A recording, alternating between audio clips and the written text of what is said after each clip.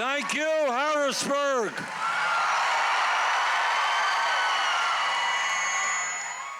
What a fantastic turnout. Thank you all very much for being here. Let me thank Nate Davidson, State Representative. Let me thank Maurice Cobb, Jim Enders, Angela Ferrito of the trade union movement right here in Pennsylvania. And let me thank Congressman Chris DeLuzio for the great work that he's doing for workers all over this country. Thank you, Chris.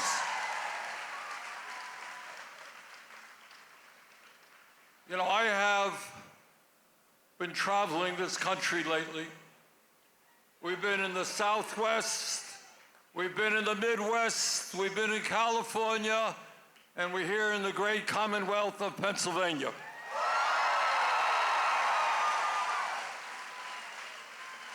And we have talked to a whole lot of folks, not just Democrats. We've talked to Republicans who have come out, and I would not be surprised if there are more than a few Republicans here tonight. And we've talked to independents as well, and we've talked to people who have kind of given up on the political process. And what we are hearing loudly and clearly is the American people say no to oligarchy,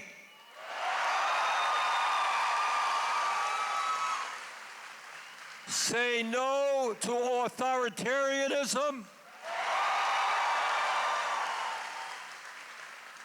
and say no to an economy in which the rich are getting richer while working people are struggling.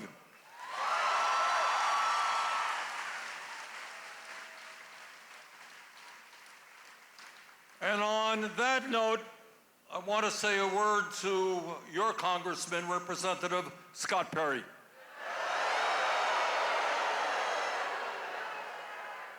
As some of you may know, the Republican leadership in the House and Senate are working on what is called a reconciliation bill.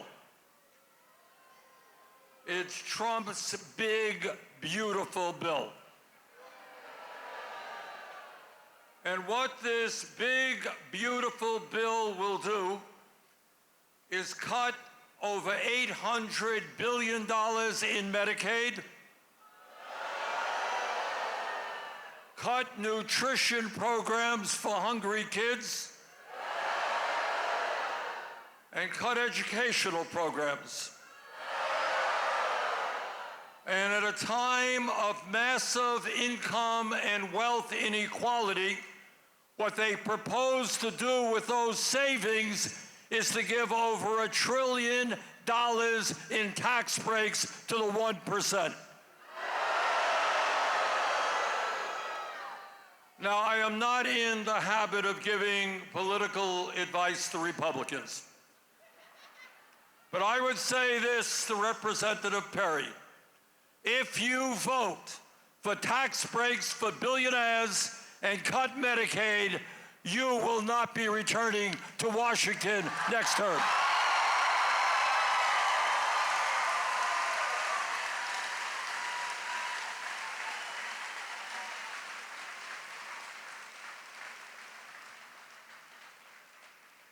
Now, what is happening right now all across this country, we saw it in Philadelphia, yesterday we're seeing it all over America, is that people are sick and tired of a handful of billionaires running the United States government.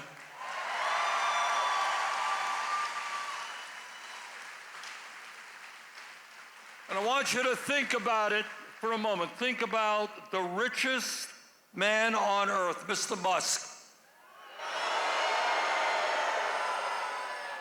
Worth $300–400 billion, running all over Washington, D.C., dismantling the Social Security Administration so it's harder for older disabled people to get the benefits they paid into.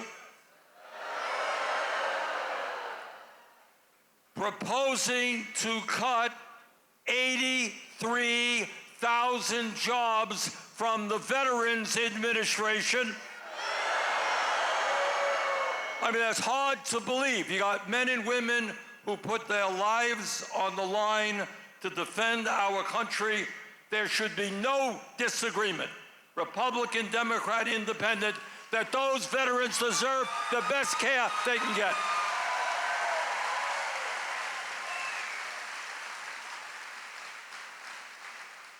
So we say to Mr. Musk and his billionaire friends, we are not going to allow you to dismantle Social Security or the VA.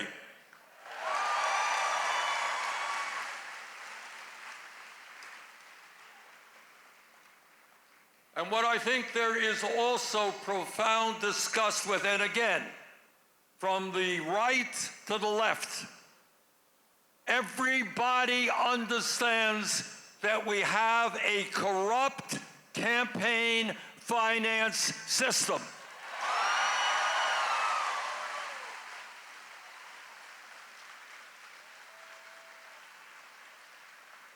Now, think about it for a moment. Think about the fact that Mr. Musk himself contributed $270 million to get Trump elected, and then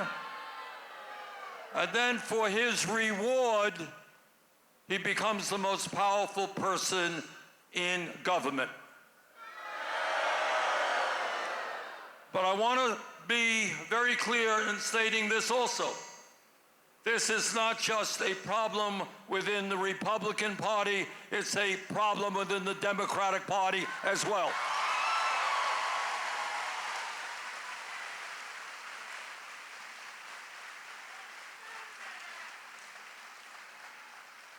I would say the overwhelming majority of Americans, again, regardless of your political view, do not believe that billionaires should be buying and selling politicians.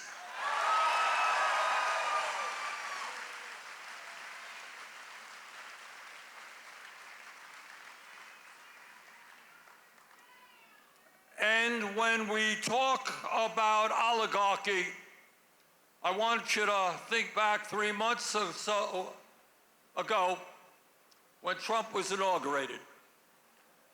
And remember this scene. Ironically, I got kind of pushed into the front row. I kind of walked in and they said, Bernie, you're up front there. So I had the privilege about being as close to Trump as you guys are to me. And sitting right behind Trump were the three wealthiest people in America. You remember that? Mr. Musk, Mr. Bezos, and Mr. Zuckerberg. And then sitting right behind those guys were another 13 billionaires who Trump had nominated to head up major federal agencies. Now, I think all of us remember from our school days when we learned about the Battle of Gettysburg right here in Pennsylvania. And it was a terrible battle. And 20,000 Union soldiers either died or were wounded on that day fighting to help end slavery. And a few days later, as you all know, President Abraham Lincoln went to the battlefield where just a few days ago people had died, horrible battle. And he looked out on that field and he said that so many words, our vision for the future of America is a government of the people, by the people, for the people.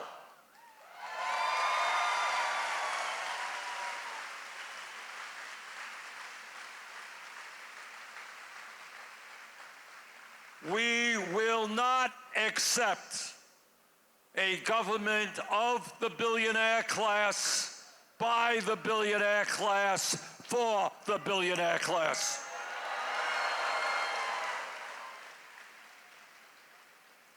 But it is not just oligarchy, and the power of the billionaire class that we are fighting.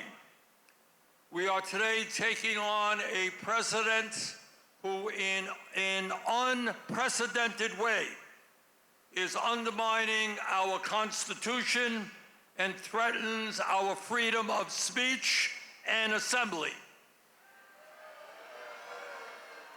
A president whose agents are rounding up innocent people right off of the streets,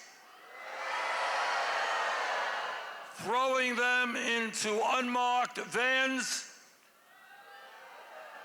and putting them in detention centers in this country and abroad.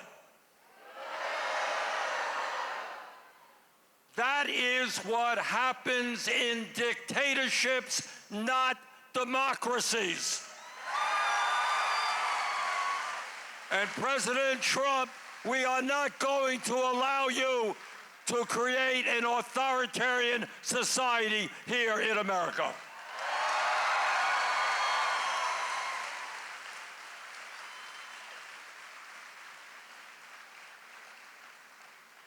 But it is not just arresting people without due process and putting them in detention centers. Trump, again, in an unprecedented way, is suing media for the crime of running stories he doesn't like. And right now, and I want to say this to CBS, the family, I don't know how many of you know this, 60 Minutes did a story during the campaign that Trump didn't like. So he decided to sue CBS and 60 Minutes for billions of dollars, and they are thinking of reaching some kind of settlement. And they want to reach this settlement because they are in the process, the family that owns Paramount, that owns CBS, is in the process of trying to sell Paramount to some other company. And in the process, they would make several $1 billion. So I say to that Redstone family, do not sell out democracy for $1 billion.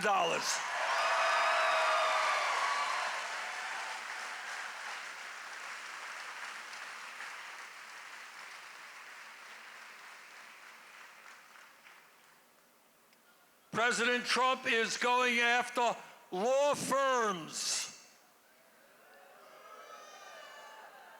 Going after law firms whose lawyers represented clients that attacked him, went after him or his friends. And some of those law firms are caving in. So I say to those law firms, your job is to protect the rule of law, not sell out to an authoritarian president.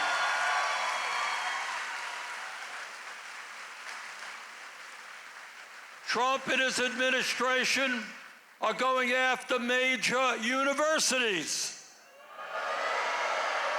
And I want to applaud Harvard University for having the guts to stand up to them.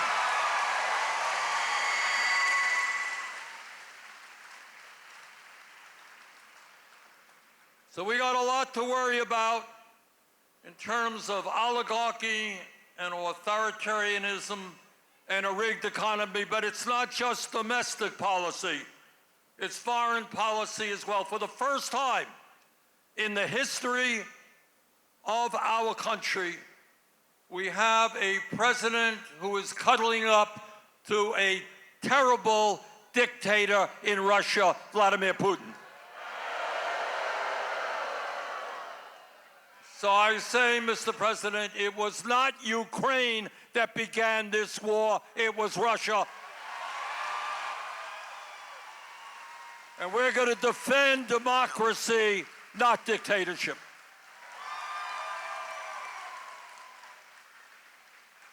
But it is not just Ukraine. Trump is continuing the terrible policies of the Biden administration in proposing billions more for the Netanyahu war machine against the people of Gaza. Not only does he want $8 billion more in military aid to continue the killing of women and children in Gaza, they have an idea that is so unbelievable that people didn't originally take it seriously.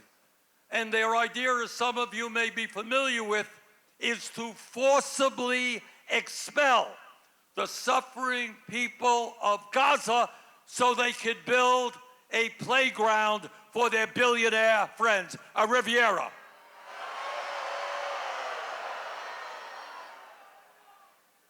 Mr. Trump, we will never let you get away with that.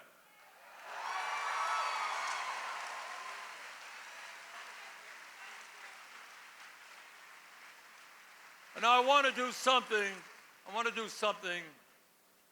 that we don't do very much in Congress, and the corporate media doesn't do it as well.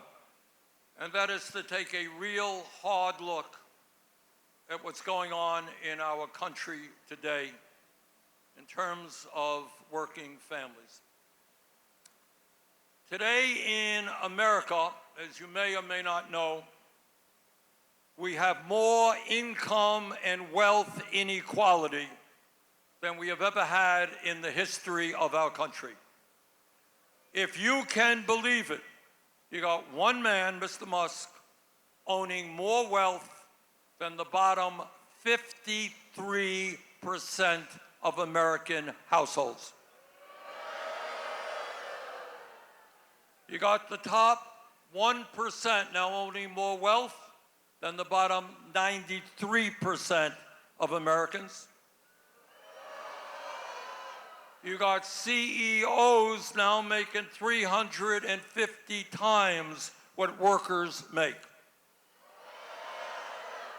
And we don't talk about it much, but let me tell you something as to why I believe the American people are so angry. Over the last 52 years, as all of you know, there has been a huge increase and an explosion in technology and in worker productivity. Every worker in America today is producing much, much more than he or she did 52 years ago.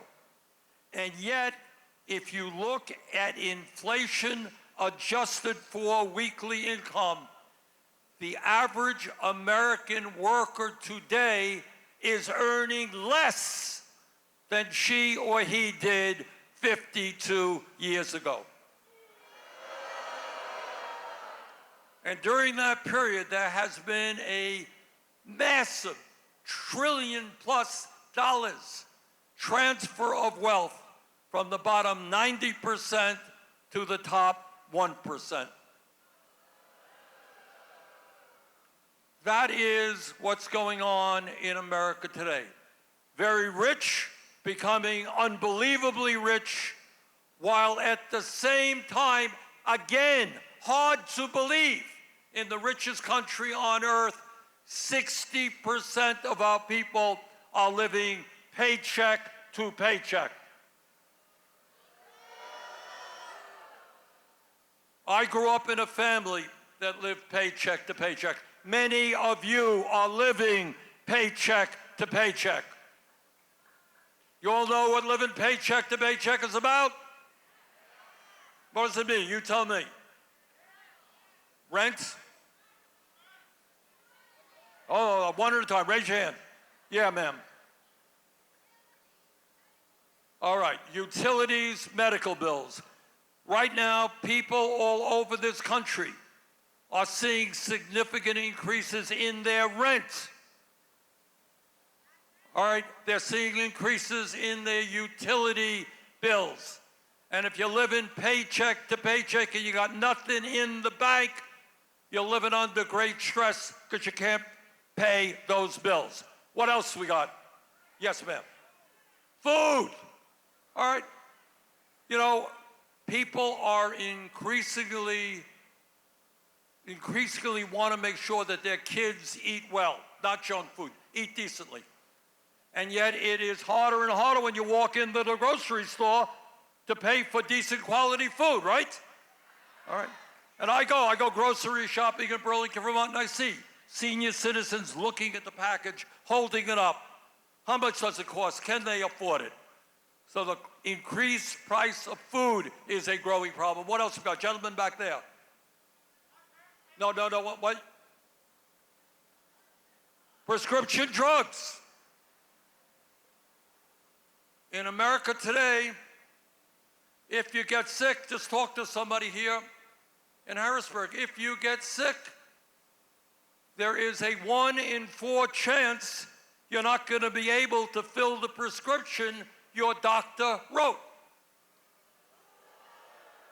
Because we pay the highest prices in the world for prescription drugs so that the drug companies can make zillions of dollars in profit every single year. What else is on people's minds? Yes, young lady right there. Education. Just talked to some kids today. Love to go to college. Love to get an apprenticeship program. I was in one of your schools today. Beautiful kids. And I sat and thought about these kids in Vermont, kids all over this country who want to go out and improve life in the country. We have desperate needs in America in terms of doctors, nurses, pharmacists, dentists, electricians, plumbers, sheet metal workers, construction workers, teachers.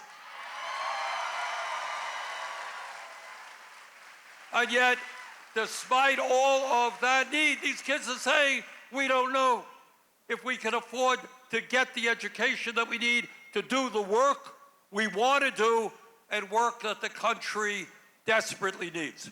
All right, let me just say this, because I went through this with my family, and I see this every day as Vermont senator and as I go around the country.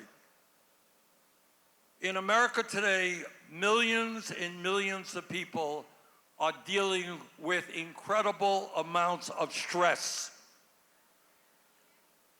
And that is one of the reasons why in our country, not only do we have a life expectancy that is 4 years shorter than people in other wealthy countries, but for the working class of America, it is 7 years shorter than for the rich. So here is the point, and this is a point that is very rarely made. If we were living in a poor country, we would have a certain type of discussion. I would come before you and I would say, you know, I'm a U.S. Senator. We're living in a really poor country. I wish we could provide health care. I wish we could provide education. I wish we could lower the cost of prescription. We just can't do it. We are a poor country.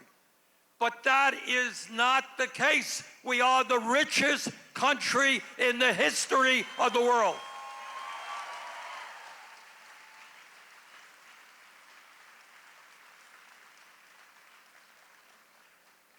Now, what the establishment does is they create a situation where they tell you that politics is about a horse race, who's going to run for president, who's going to win, what kind of dumb thing did Bernie Sanders or somebody else say? That ain't politics. Real politics is taking a hard look at where we are today and where we want to go into the future.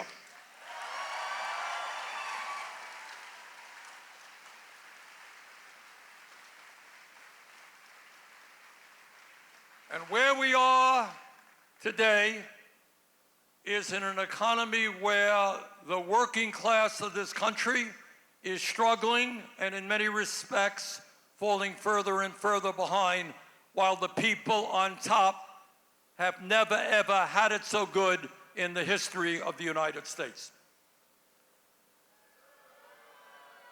And our job is to get smart, to figure out why that is happening and how we can turn it around.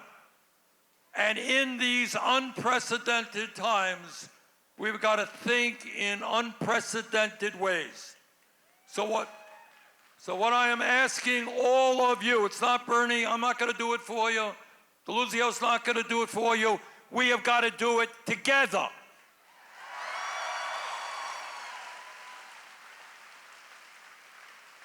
We got to get involved in the political process in many, many ways, because right now, with a few exceptions, what goes on is billionaires in both parties determine who runs for office, determine what the agenda of those candidates are.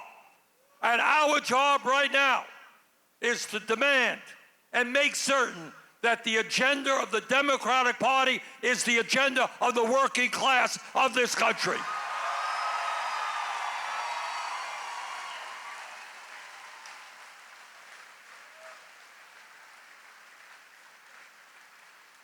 And let me tell you a little bit, and it's important. You know, I deal with politicians every day, and people can give you wonderful speeches. They are dramatic, they're loud, they're witty, but they don't say anything. And your job is to make sure they do say what's relevant. Let me give you just a few examples. Number one, we're going to go nowhere as a nation unless we get rid of this disastrous campaign finance system. So when somebody comes before you, and they say, I want your vote, you ask them, are you going to get rid of this terrible, undemocratic, Citizens United Supreme Court decision and move to public funding of elections?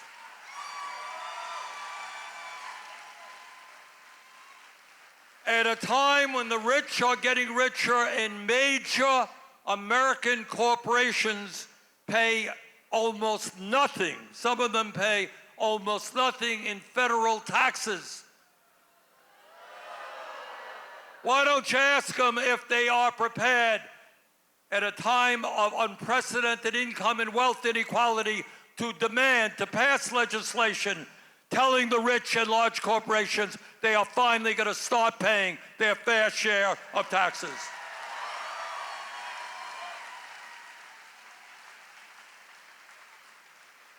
All over this country, workers want to join unions. And they want to join unions because they know that when you're in a union, you're going to get better wages, better working conditions, better benefits. But right now, large corporations acting illegally are preventing workers from creating unions. Ask the candidates in front of you whether they support what's called the PRO Act to end illegal corporate intimidation of workers who want to join a union.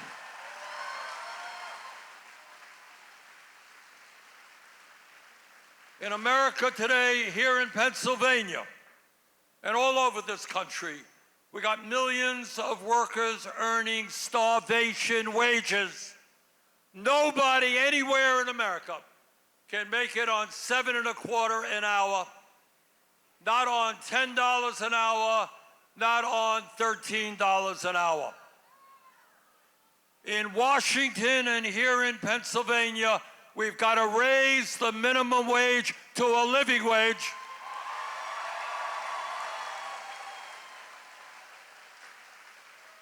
And I've introduced legislation to raise it to at least $17 an hour.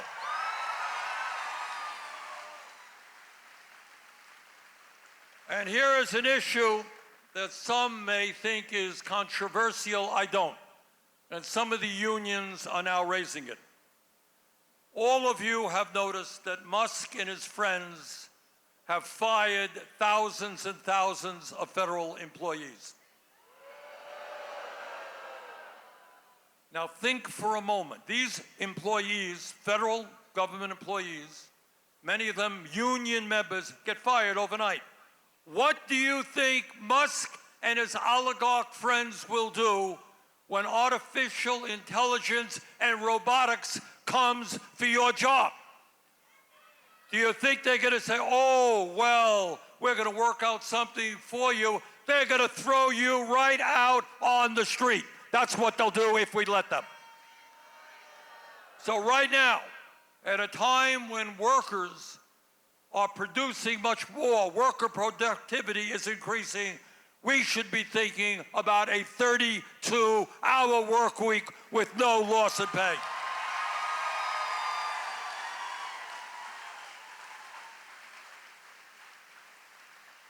Technology should benefit workers, not just the large corporations who own that technology.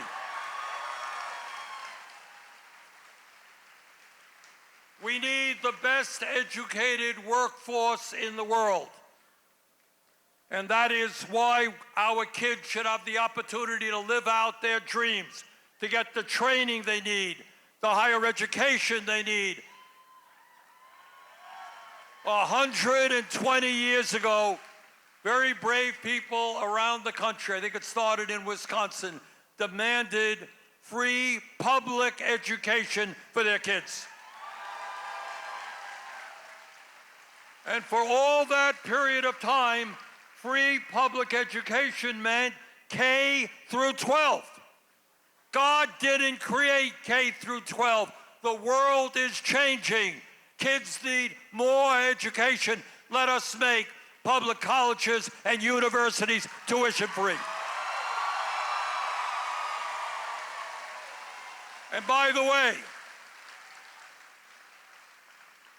way, if we are going to have the best public education system in the world, we need to pay teachers the value of what they're worth. And I've introduced legislation to make certain that no teacher in America starts off at less than $60,000 a year.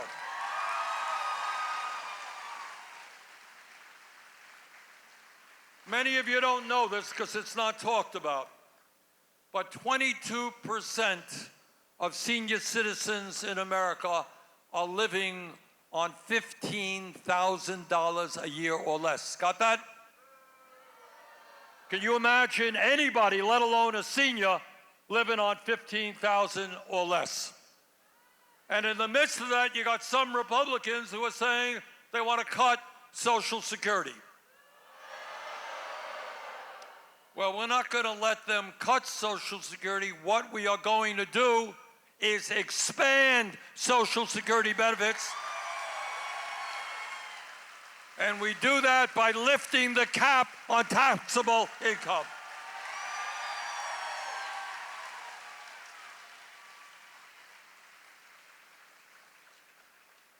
You know, I get around the world a bit. And just the other night, last week, I had a very nice dinner with the ambassadors from Denmark, Norway, Sweden, and Finland. And we chatted. And I said, just out of curiosity, how much does it cost to go to a doctor in one of your countries? And they looked at me like I was a little bit crazy. Of course, in those countries, in many countries around the world, healthcare is seen as a human right, not a privilege.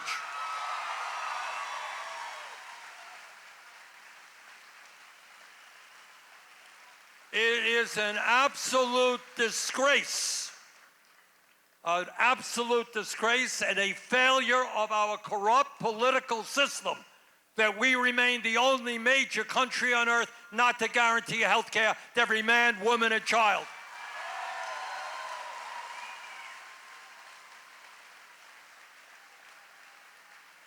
Right now, if you can believe it, again, I keep saying if you can believe it, because these things are so outrageous. We have 85 million Americans uninsured or underinsured. Many of you have high deductibles, am I right? All right. And by the way, people in other countries don't even know what the concept of deductible is. The idea that you have insurance, but you got to pay the first $5,000, $10,000 out of your own pocket is literally crazy. All right? So we got 85 million uninsured, or underinsured. We have 68,000 people dying every year. You know why they're dying? Because they can't afford to go to a doctor when they should. Talk to doctors, I do, in Vermont, around the country, and they will tell you patients walk in much sicker than they should be. Brothers and sisters, health care belongs to all, rich and poor, young and old. And that is why I have reintroduced, with 15 co-sponsors in the Senate, Medicare for All single-payer program.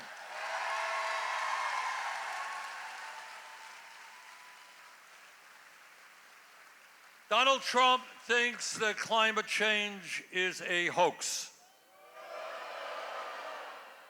He is very dangerously wrong. And we can create millions of good-paying union jobs, transforming our energy system away from fossil fuel to energy efficiency and sustainable energy.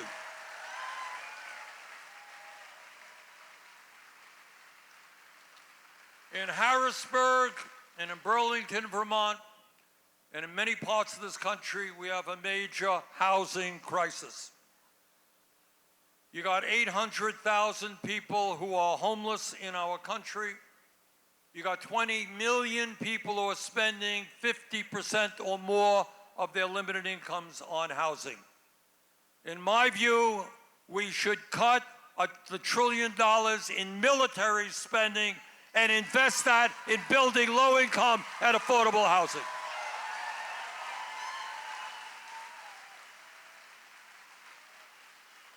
So brothers and sisters, these are some of the issues that we've got to deal with. And I want to reiterate once again, what the system, what the establishment, what the media, what politicians do is essentially tell you, you are powerless. The oligarchs have all the power. They own the media. They own the political system. They own the economy. And they tell you nothing you can do about it. Well, I'm here tonight to tell you that there's a hell of a lot you can do about it. I'm here tonight to tell you there is no rational reason why we are behind so many other countries in terms of health care, in terms of housing.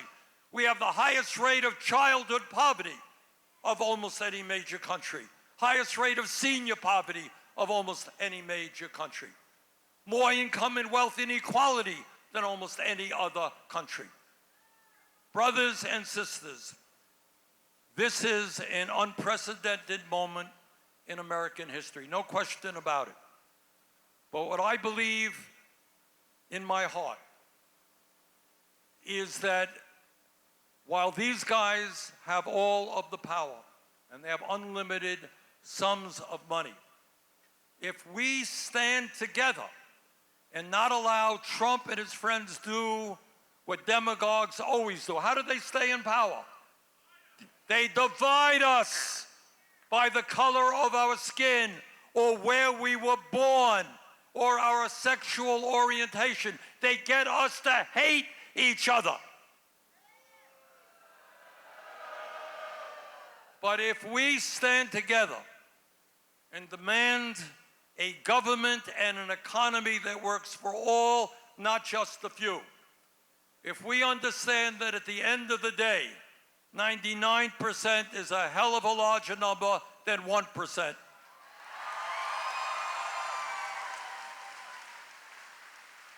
If we have the courage to go outside of our zones of comfort, talk to other people, talk to your Republican friends. They don't think that billionaires should get tax breaks. They don't think that Musk should be destroying Social Security. So let us stand together. Let us defeat oligarchy. Let us defeat authoritarianism and create a government and economy that works for all of us, not just the few. Thank you all very much.